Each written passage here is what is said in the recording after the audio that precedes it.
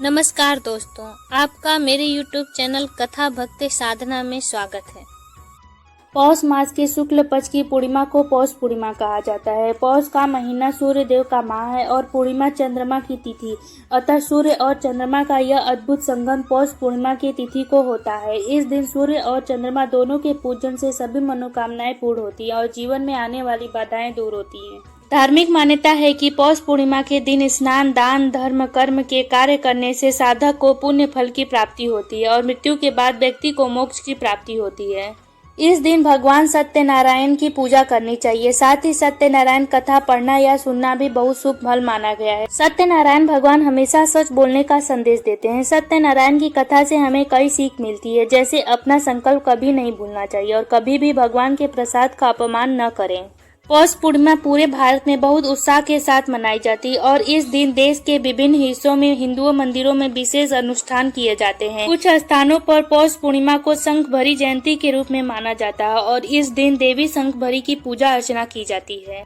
पौष पूर्णिमा के साथ ही 9 दिनों तक चलने वाली शंखभरी नवरात्रि उत्सव भी समाप्त होता है। शंखभरी शब्द का अर्थ है जो सब्जियां उगाती हैं। ऐसी मान्यता है कि 100 साल तक चलने वाले अकाल को नष्ट करने के लिए परम शक्ति ने शंखभरी के रूप में अवतार लिया और भूखों को फल और अनाज दिया। छत्तीसगढ़ में लोग इस दिन चरता उत्सव मनाते हैं। यह जनजाति समुदाय द्वारा बड़े उत्साह और जोश के साथ मनाए जाने वाला एक महत्वपूर्ण फसल उत्सव है। पौष पूर्णिमा की पौराणिक कथा के अनुसार एक बार नारद जी ने भ्रमण करते हुए मृत्यु लोक के प्राणियों को अपने अपने कर्मों के अनुसार तरह तरह के दुखों से परेशान होते हुए देखा।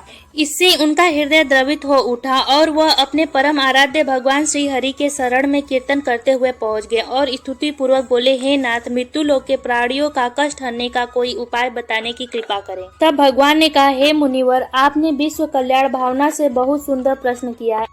आज मैं तुम्हें ऐसा व्रत बतलाता हूँ जो स्वर्ग में भी दुर्लभ है और महान पुण्य फलदायक तथा मोह के बंधन को काट देने वाला, जिसका नाम है श्री सत्यनारायण व्रत। इस व्रत की कथा सुनने मात्र से ही सब दुख दूर हो जाते हैं और इसका विधि विधान पूर्वक पूजन करने से मनुष्य सांसारिक सुखों को भोग कर परलोक में मोक्ष को प्राप्त करता है।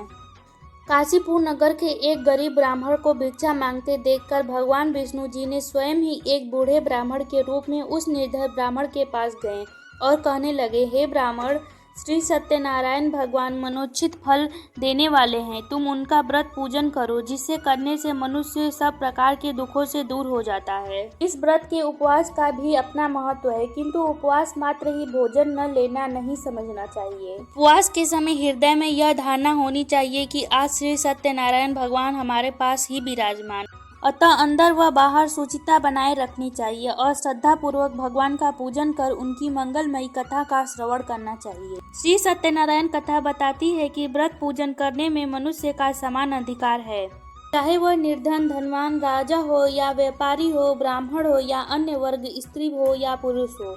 यही स्पष्ट करने के लिए इस कथा में निर्धन ब्राह्मण, गरीब लकड़हारा, राजा उल्कामुख, धनवान व्यवसायी, साधु, वैश्य, उसकी पत्नी लीलावती, पुत्री कलावती, राजा तुंगध्वज एवं गोपगणों की कथा का समावेश किया गया है। इस कथा में बताया गया है कि जैसे लकड़हारा, गरीब ब्राह्मण, उल्कामुख, गोपगणों ने सुना कि यह व्रत सुख, सौभाग्य, संपत्ति सब कुछ देने वाला है, तो सुनते ही श्रद्धा, भक्ति तथा प्रेम के साथ सत्य व्रत का आचरण करने में लग गए और फलस्वरूप सुख भोग कर परलोक में मोक्ष के अधिकारी हुए। एक साधु वैश्य ने भी यही प्रसंग राजा उल्कामुख से सुना, किंतु उसका विश्वास अधूरा था और श्रद्धा में कमी होने के कारण उसने मन में प्रण लिया कि संतान प्राप्ति के समय सत्य व्रत पूजन करूंगा। समय बीतने पर उसके घर एक सुंदर कन्या ने जन्म लिया। पत्नी ने व्रत की याद दिलाई तो उसने कहा कि कन्या के विवाह के समय करेंगे। समय आने पर पुत्री का विवाह भी हो गया, किंतु उस वैश्य ने व्रत नहीं किया। वह अपने दामाद को लेकर व्यापार के लिए चला गया। वहां उसे झूठे चोरी के आरोप में राजा चंद्रकेतु द्वारा दामाद सहित कारागार में डाल दिया गया। उसके अपने घर में भी चोरी हो गई। पत्नी लीलावती और पुत्री कलावती भिक्षा मांगकर अपना जीवन निर्वाह करने के लिए विवश हो गए।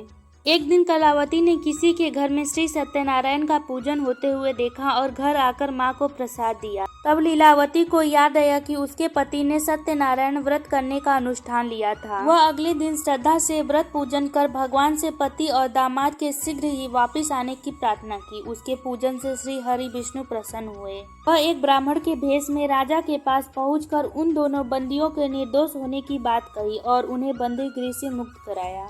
वैसे अपने दामाद के साथ घर वापस आया। घर आकर पूर्णिमा और संक्रांति के दिन सत्यनारायण व्रत का पूजन आयोजन किया।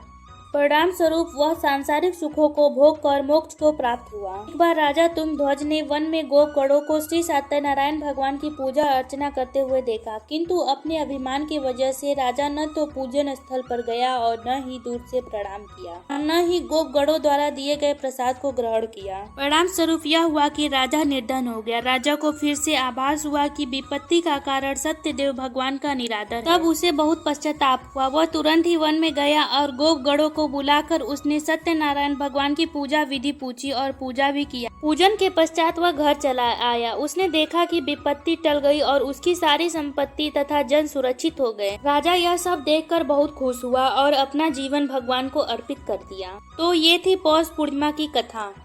अगर आपको ये जानकारी पसंद आई हो तो कृपया मेरे वीडियो को लाइक कर दें और शेयर कर दें, साथ ही मेरे चैनल को सब्सक्राइब कर दें। धन्यवाद।